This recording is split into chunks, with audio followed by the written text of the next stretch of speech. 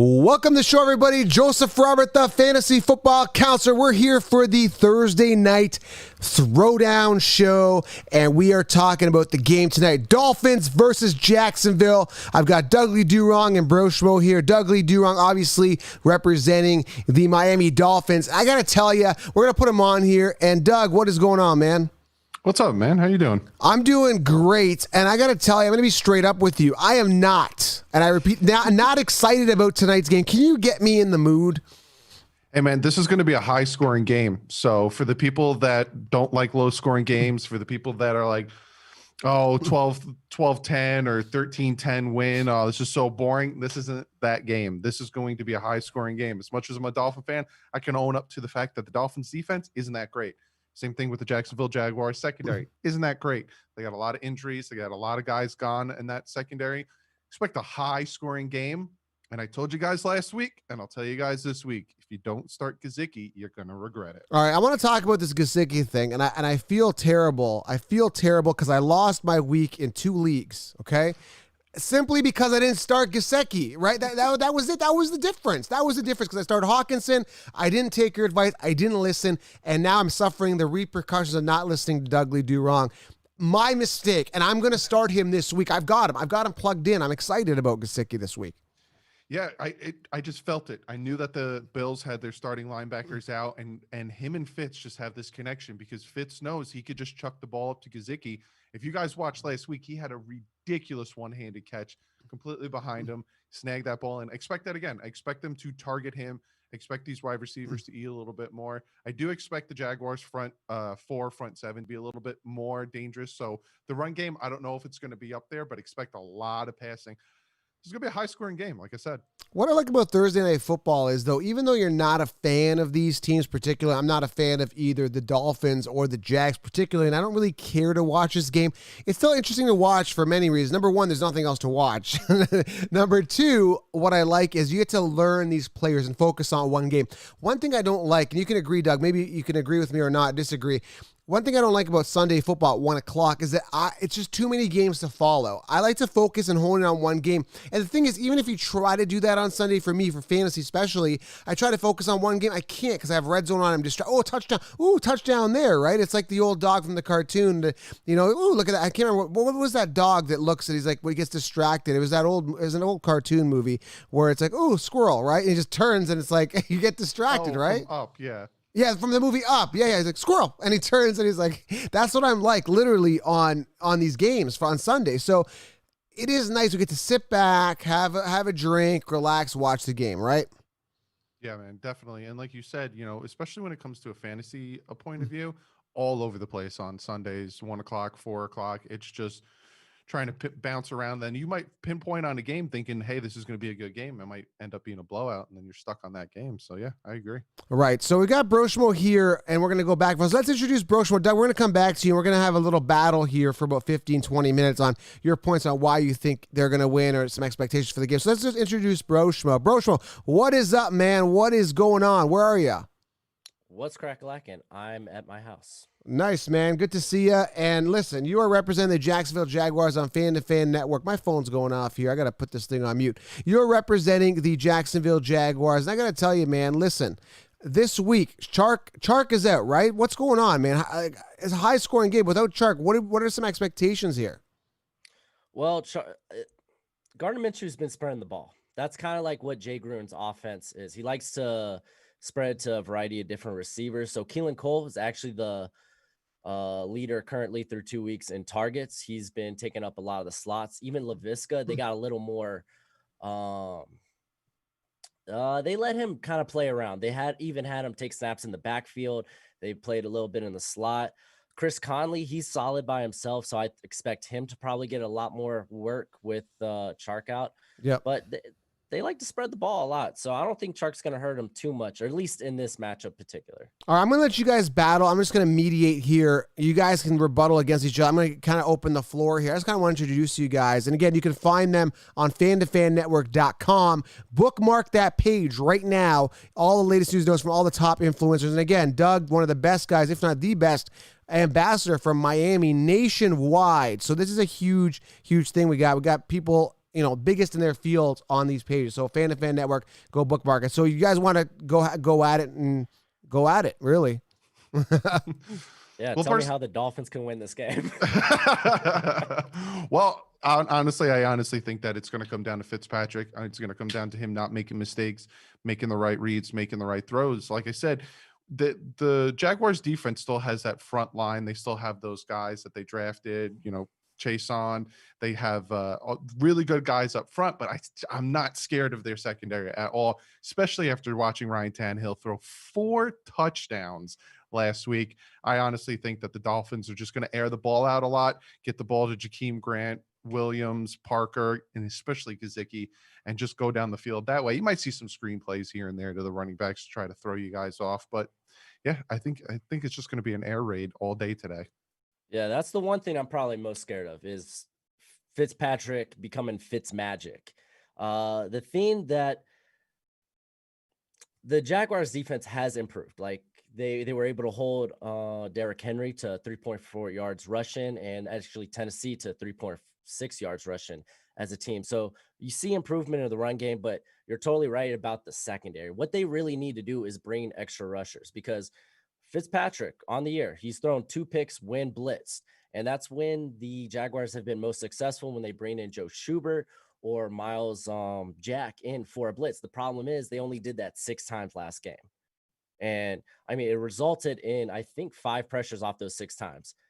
And that's the problem. They don't do it nearly enough. They put too much on their young corners there, Trey Hurdon and CJ Henderson. They put too much on them. So if they're gonna at least win this on the defense, they're definitely gonna need to bring in extra rushers, because Josh Allen can't do it by himself. And yeah, Chazon ain't there yet. So no, definitely not. And the Dolphins defense can't stop the run. So, with can't that stop the pass either. No. And with that running back that the Jaguars have, that young guy, I think his name's Johnson. I think his name is really Robinson. Robinson. Good up and coming. And then you got Minshew. This game, and it's all over. Budweiser's picking it up. Everyone's picking it up. It's the beard versus the mustache. Yeah. I want to talk about that. Yeah, who gets the edge in that field there? And I'm going to give it to the mustache. What do you guys think? I'm going to stick with my guy. As much as I like the mustache, I mean, I'm a beard guy. Why didn't you should have went mustache today, Brochure. I'm a little disappointed here. Then you would see I have no chin. So when your wife met you, your girlfriend, wife, if you're married, I think you're married, right, Broshmo? Yes, I am. So when your wife met you, did she fall in love with the beard, or was the chin evolved, or how did it happen? When she met me, I had a full head of hair, along with, I just had like the little small little chin strap. I had almost no facial hair. Right. Once we got married, I became bald and bearded. So the hair transitioned down. All right, I gotcha. So yeah, let's talk about that debate, man. The beard versus mustache. I mean, I got to give the edge again to Jacksonville on this one. What do you guys think? A little bit. I noticed that Gardner Minshew was really, last season he was doing his thing, and then he kind of regressed a little bit. They put Nick Foles back in there. He was horrible. He's not even with them anymore. Bad move by them, just because he won a Super Bowl. They brought him over. He's been doing much better, especially these past 2 games. Fitzpatrick is Fitzpatrick. He's going to put his body on the line. He's going to give it his all.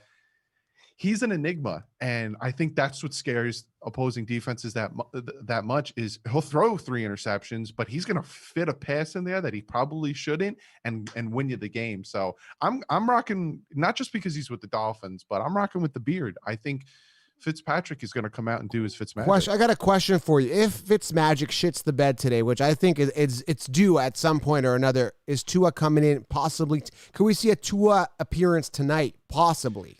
I'm hearing that he is getting closer and closer and closer. And I'm also hearing that when Tua is ready, and when the coaching staff and Chan Gailey and all these guys think that Tua is ready, I'm hearing it doesn't matter how Fitz is doing, that Tua is going to be coming in when Tua is ready. So if Fitz does shit the bed and say he throws 4 interceptions before halftime, don't be surprised if Tua comes in after halftime. Right.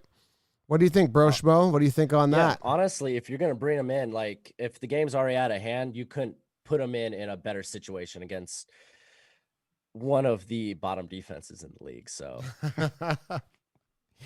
Oh my goodness. So yeah, there you go. He took a shot at you, Doug. Are you gonna stand for that? I think it looks like by your posture and physiology on that comment, it almost like you're being submissive here. Are you submissive and admit it? And he knows. And you can't lie on the Fan to Fan Network. We got to speak the truth. Oh, that the Dolphins have an inferior defense to the Jacksonville Jaguars? Inferior is a nice way to say it. Yes, that's a. They have a shit defense? There you go. There you go. You can't. I don't know. Listen, I will say this about the Miami Dolphins defense. A lot of people have been getting on the Miami Dolphins defense, especially the last 2 weeks. I will say this about the Dolphins defense. When they get their shit together and when the pass rush actually starts to get after this quarterback and after the quarterbacks, it's going to be a world of a difference. It's 2 weeks. I'm looking at my watch right now. Jumping off the boat after 2 weeks. Tick tock. When is the big question, man? I don't know. You Gardner's guys gonna eat tonight. Gardner's gonna eat. Let's put it this way. You guys are right in front and center. You guys are right in front of everybody's eyes. Miami's got to make a statement tonight. That's just the bottom line. They got to say, we're here. We're here to compete. This is going to happen this year. They got to do something. And Chark is out. They got a little bit of an edge. Now, there's some people in the comments here. I got to read some of the comments. There was one guy saying, sit your ass down. Nature Boy Tommy says, Dolphins ain't even that scary. Some guy's talking about Big Cat. I'm like, Big Cat's not here tonight, guys. We're not talking about that. If the Jags lose, he has to shave. Kai is saying that. Everyone is trash unless you're a Panthers fan. And so just reading some comments here. There's a ton of people basically the gist of these comments is Miami shit. That's basically what I'm getting. Doug, I feel for you, man. Like, I don't know how you do what you do. You must get a lot of heat, right? I mean, not so much from your fans, but other people. Or do you? Or do you not? I get it from the fans and I get it from other people, mostly from other people that like to just come on and say, oh, the Dolphins suck. And I'm like, okay. Well, at least we're not the Jets. That's all. That's what I could say. Is yeah, we're you not the Adam Jets. Gase curse off.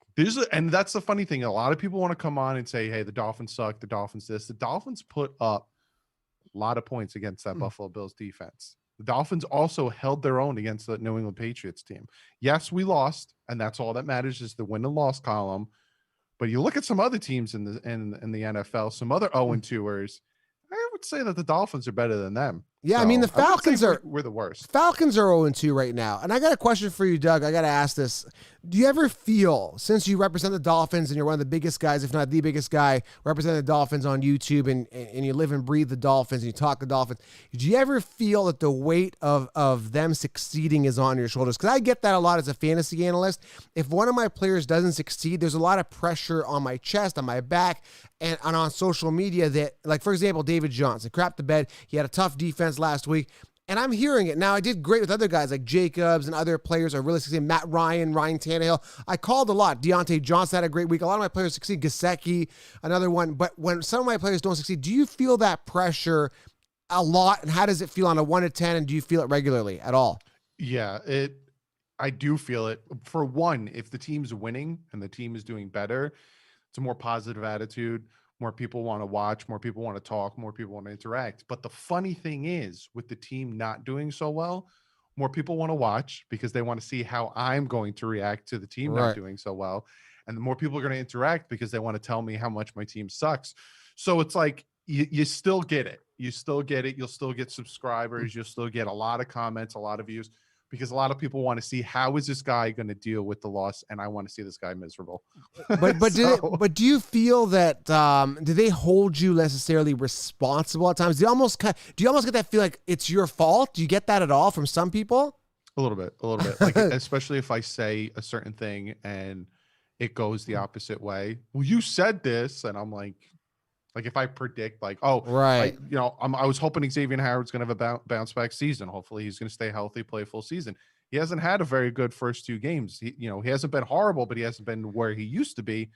And a lot of people that don't like Xavier Howard will come on and tell me, you like him, you're wrong. And I'm like, right. And it's almost like they think that we can control what's happening on the field. We can predict to the best of our ability based on the research, analytics, data, information that we're processing, but we can't predict. It's so uncertain what happens on that field, right? So it is like, for example, Houston, Texas, we were just talking about them. Brochure, you want to chime in on this? What happened to Will Fuller? I mean, week 1, he's targeted, 9, 10 times. Week 2, just donuts across the board. He looked like a solid wide receiver 1, then nothing.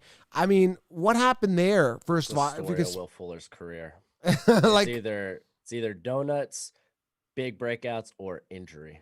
that's it. And I'm just giving an example of uncertainty, right? So, I mean, it is what it is, guys. You guys we're out here doing our thing. We're trying to predict the best we can. Me for fantasy, you guys for your teams, and that's all we can do. So let's go here. Let's wrap this up here, pretty much with some questions here for you, rapid fire. Final score here, Brochure, for this game.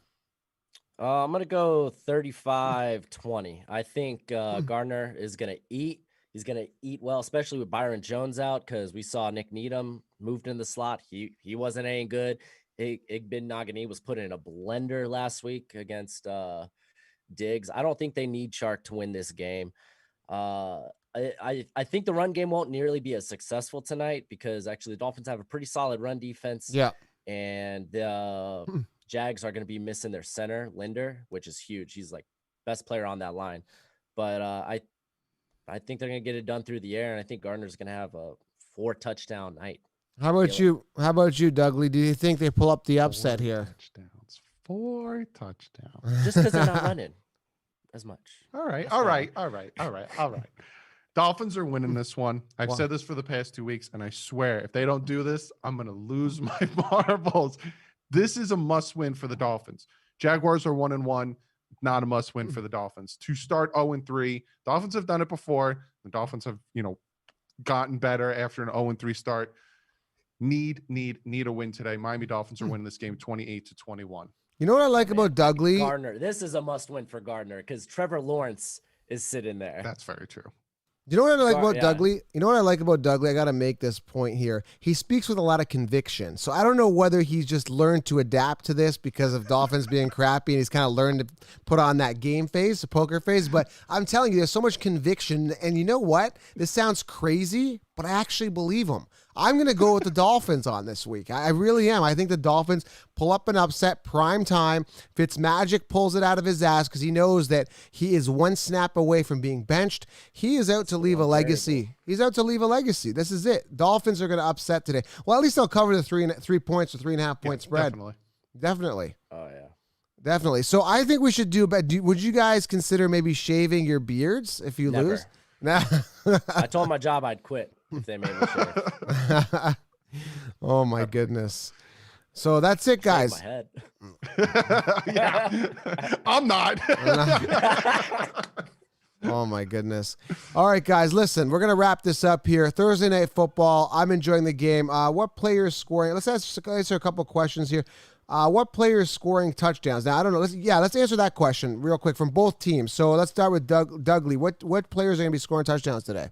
I expect, like I said, a lot through the air. So if you're a fantasy guy and you want to know maybe someone to start, obviously Gesicki, that's Fitz's best favorite target, and his other favorite target, Devontae Parker, loves to get him the ball, and potentially Preston Williams. Expect those 3, but I think the touchdowns are mostly going to come from Gesicki and Devontae Parker. Okay, Bro Schmo, how about you, man? Who's stepping up for the Jags with Shark out? I think the only for sure starts I'd go would be Gardner and Keelan Cole because he's led the team in targets through 2 weeks. He's been killing it in the slot.